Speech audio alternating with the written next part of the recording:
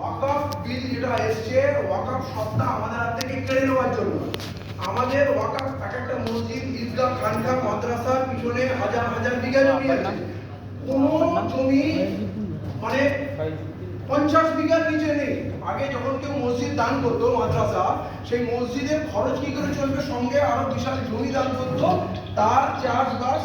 এটা কেউ একজন বলে ওকে একাডেমিক ফাইন আর্টসের ডাইরেকশনটা দাও, ঠিক আছে? তো বিষয় হলো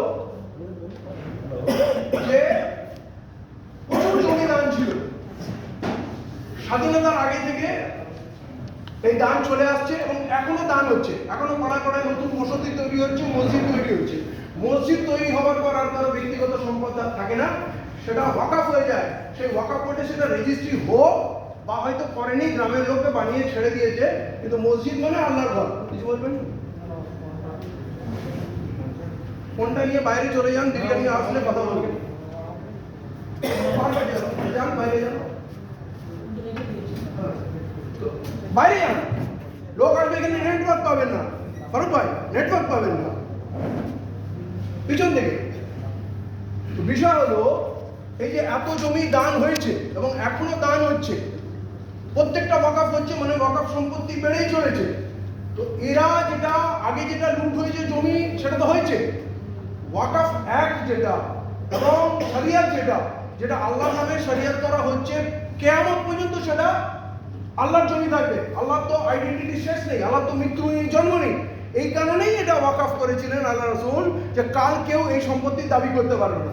এমনকি ভারতের সুপ্রিম কোর্টের জাজমেন্ট আছে, ওয়ান্স ওয়াকফ ইজ অলওয়েজ ওয়াকফ, মানে যেটা একবার ওয়াকফ হয়ে গেছে সেটা আর পরিবর্তন হবে না। কেউ যদি ওয়াকফ সম্পত্তি দখল করে নেয়, 10 বছর, 20 বছর, 50 বছর, 100 বছরও দখল করে নেয়, স্কুল, বাড়ি, ঘর দর, কারবার, ফ্যাক্টরি সব করে নিয়েছে, তারপরেও যদি আপনি প্রমাণ দেখাতে পারেন, এটা ওয়াকফ রেকর্ড যদি রাখতে পারেন, তাহলে তাকে সেটা ছেড়ে দিতে হবে।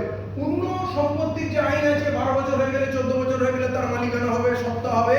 ওয়াকফের ক্ষেত্রে কিছু লাগু হবে না। অতএব এটা শরিয়ত দ্বারা সিদ্ধ এবং আইন দ্বারা সিদ্ধ, এবং এটা সুপ্রিম কোর্টের জাজমেন্ট আছে।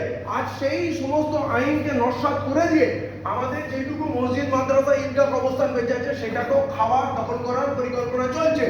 অতএব আমরা কাল পর্যন্ত জমি, ক্ষেত দখল হয়ে গেছে, সম্পত্তির লিস্ট প্রচুর আছে, সেটা যখন আপনারা মিটিং করবেন বলবো।